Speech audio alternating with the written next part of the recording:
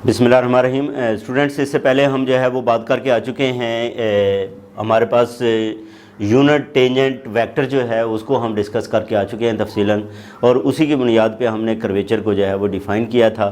क्योंकि कर्वेचर जो है वो उस यूनिट टेंजेंट का अगर आप विद रिस्पेक्ट टू एक्स जो है वो एस डेरिवेटिव लें तो वो बेसिकली क्या बन जाता है, कर्वेचर। या कर्व का जो है वो आप जिससे डिफ़ाइन होती है उसका डबल डेरिवेटिव लें तो वो क्या बन जाता है, वो कर्वेचर बन जाता है। तो इस तरह हमने जो है वो इसको डिफ़ाइन किया जो है वो कर्वेचर को भी किसकी बुनियाद पे, टेंजेंट की बुनियाद पे। अच्छा, अब कोई भी कर्व है, स्पेस कर्व डेफिनेटली जो है वो हम जो कर्व ले रहे हैं वो क्या है, वो कोई स्पेस कर्व है। वो क्या है, कोई भी जो है वो स्पेस कर्व है, और उस कर्व के ऊपर जो है वो क्या है, वो टेंजेंट है। उस कर्व के ऊपर जो है वो क्या है स्टूडेंट्स, टेंजेंट है। हर टेंजेंट के एक वेक्टर जो है वो क्या होता है, नॉर्मल होता है। हर टेंजेंट के ऊपर जो है वो एक वेक्टर क्या होता है, नॉर्मल होता है। इसी तरह जो है वो आगे चल के हम जो है वो इसके बाद ये डिस्कस करेंगे कि इन दोनों के जो परपेंडिकुलर डायरेक्शन है वो बाय नॉर्मल है। वो क्या है, वो बाय नॉर्मल है। मीन्स के वो बाय नॉर्मल का मतलब वो टेंजेंट के भी नॉर्मल है और नॉर्मल के भी नॉर्मल है। ठीक है, वो टेंजेंट के भी नॉर्मल है और नॉर्मल के भी नॉर्मल है, इसलिए वो दो वेक्टर्स के नॉर्मल होने की वजह से उसको क्या कहेंगे, बाय नॉर्मल कहेंगे। तो बहरहाल ये है कि हमने अब यहाँ पे जो हमारा टॉपिक है वो ये है प्रिंसिपल नॉर्मल यूनिट वेक्टर, यानी कि हमने नॉर्मल यूनिट वेक्टर की जो है वो यहाँ पे बात करनी है। ठीक है, और हर वेक्टर से रिलेटेड, हर नॉर्मल से रिलेटेड या वेक्टर से रिलेटेड एक प्लेन जो है वो डिफाइंड होती है। ठीक है, तो हम इस तरह जो है वो प्लेन्स भी हमारे पास आती जाएंगी और ये वेक्टर्स भी आके ये फिर एक पूरा कोऑर्डिनेट सिस्टम बन जाएगा। ठीक है, टी एन बी का जिस तरह हम एक्स वाई जी हमारे पास एक कोऑर्डिनेट सिस्टम होता है, इसी तरह ये जो है वो टी एन बी का भी क्या बन जाएगा, एक कोऑर्डिनेट सिस्टम बन जाएगा। बहरहाल ये है कि हमारे पास एक कर्व है, उसको हम कंसिडर करते हैं, कंसिडर द कर्व सी। और सी कर्व हम लेके आ रहे हैं class greater than equal to 2 का मतलब ये है कि इसका सेकंड डेरिवेटिव तक ये कॉन्टिन्यूस है। ठीक है, और कर्वेचर को हम डिफाइन करके आ चुके हैं कि कर्वेचर किसके इक्वल होता है, टी डॉट। डॉट हमने ये कहा था विद रिस्पेक्ट टू एस जो डेरिवेटिव होगा उसको हम डॉट से रिप्रेजेंट करेंगे, या एक्स डबल डॉट, ये हमारा पास जो है वो क्या है, इसका कर्वेचर है। और ये भी हमने वहाँ पे बात की थी स्टूडेंट्स के वो कर्वेचर जो है, ये जो है दैट वेरीज कंटिन्यूसली अलोंग सी। ठीक है, जो और unit vector in the direction of के, कर्वेचर की डायरेक्शन के अंदर जो यूनिट वेक्टर होता है उसको हम के ओवर के मैग्नीट्यूड, ठीक है, उससे लिखेंगे, और ये किसके इक्वल आ जाएगा, यू के आ जाएगा। ये क्या है, unit vector in the direction of the curvature है, unit vector in the direction of the curvature. और इसको अगर हम जो है वो अगर देखें तो ये के जो है वो स्टूडेंट्स क्या हो रहा है, डिवाइड हो रहा है। जो वैल्यू डिवाइड हो रही हो वो ज़ीरो नहीं हो सकती। इसका मतलब ये है कि इसको हम ज़ीरो के ऊपर डिफाइन नहीं कर सकते। जब कर्वेचर ज़ीरो है तो उसके ऊपर हम इसको, इस यूनिट वेक्टर को डिफाइन नहीं कर सकते। तो इसका मतलब क्या होगा कि वहाँ पर फिर एक जंप आ जाएगा। इसका मतलब हम इस वेक्टर को इस तरह कंसिडर नहीं कर सकते। तो फिर हम क्या करेंगे, इसके पैरेलल एक वेक्टर ले लेंगे, डायरेक्शन इसकी होगी, तो unit vector parallel to that vector. Thus we are led to consider not U K itself but a unit vector parallel to K, यानी कि हम इस यू के को हम कंसिडर नहीं कर रहे हैं, बल्कि जो है वो इसके पैरेलल एक वेक्टर जो है वो ले लेंगे with its sense chosen arbitrary but in such a way as to be continuous along C whenever possible, यानी कि वो सी के अलोंग जो है वो क्या होगा, वो कंटिन्यूस होगा, उसके अंदर जंप नहीं होगा, ब्रेक नहीं होगी। ठीक है जी, तो इसका मतलब ये है कि वो जो वेक्टर है वो हमारा वेक्टर डेफिनेटली के की डायरेक्शन के अंदर, इस डायरेक्शन के अंदर जो वेक्टर है वो नॉर्मल वेक्टर हमने डिफाइन किया था। वो कौन सा वेक्टर डिफाइन किया था, नॉर्मल वेक्टर। और नॉर्मल वेक्टर को अब हम किससे डिनोट कर लेते हैं, एन से। किस पे डिपेंड करता है, ये एस के ऊपर जो है वो डिपेंड करता है, आर्क लेंथ के ऊपर जो है वो डिपेंड करता है, and is called the principal normal unit vector to C. इसको हम जो है वो एन एन एस जो कि इसके पैरेलल है उसको हम क्या कहेंगे, प्रिंसिपल नॉर्मल यूनिट वेक्टर कहेंगे।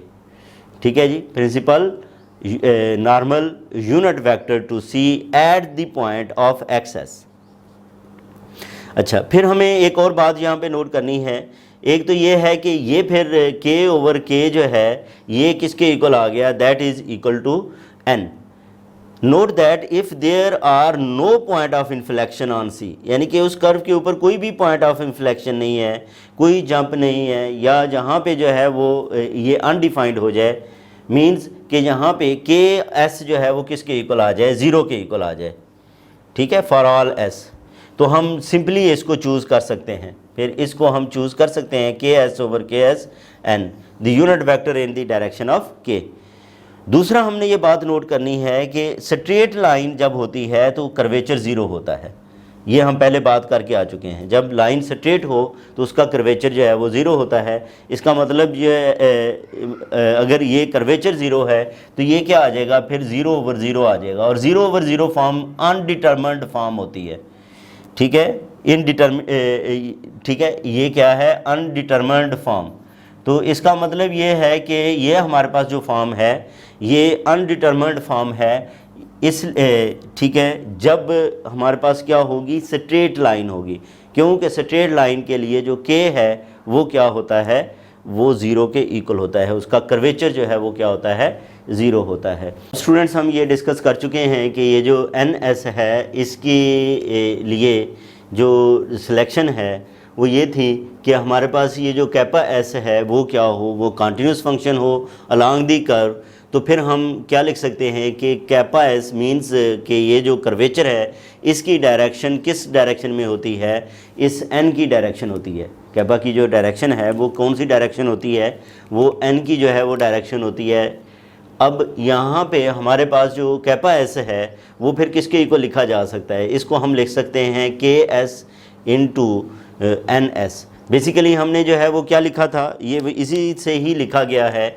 हमने लिखा था उधर इससे पहले रिलेशन के अंदर कि एन एस जो है वो किसके इक्वल है, that is equal to kappa S over its magnitude, और इसका जो है वो नीचे क्या आ जाएगा, इसका मैग्नीट्यूड। जस्ट हमने सिर्फ क्या किया है, इस क्वांटिटी को इधर मल्टीप्लाई करके तो कैपा एस हमारे पास इसके इक्वल आ गया। इसका मतलब ये हुआ कि कर्वेचर को हम इस टर्म के अंदर भी डिफ़ाइन कर सकते हैं। जो कर्वेचर हमने पहले डिफ़ाइन किया है उसको हम इस तरह भी जो है वो डिफ़ाइन कर सकते हैं कि ये बेसिकली क्या है, कर्वेचर का मैग्नीट्यूड होता है और इसकी डायरेक्शन किसके अंदर किसके साथ होती है, इसके नॉर्मल के अलोंग होती है। At a point on the curve where N has the same direction as K. अब यहाँ पे ये देखें, डायरेक्शन जो है वो इसकी अगर हम बात करें तो डायरेक्शन सेम हो सकती है, ठीक है, और अपोजिट हो सकती है। अब we have curvature is equal to K, N is opposite to K. अगर एन जो है वो के क्या है, एन के अपोजिट है तो डेफिनेटली इसकी वैल्यू के साथ नेगेटिव आ जाएगा, और अगर जो है ये पॉजिटिव है तो उसी डायरेक्शन में रहेगी। ठीक है, उसी डायरेक्शन में ही रहेगी। के इज़ इक्वल टू क्या रहेगा, के मैग्नीट्यूड ही रहेगा।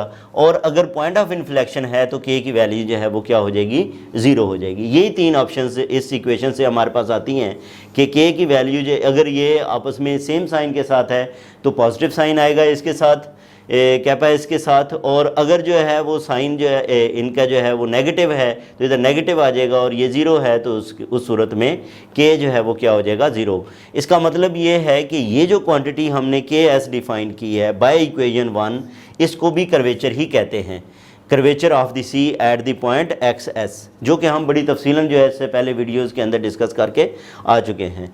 अच्छा, अब अगर हम जो है वो एन की बात करें, ठीक है, तो इसकी जो डायरेक्शन होती है वो आर्बिट्रेरी होती है।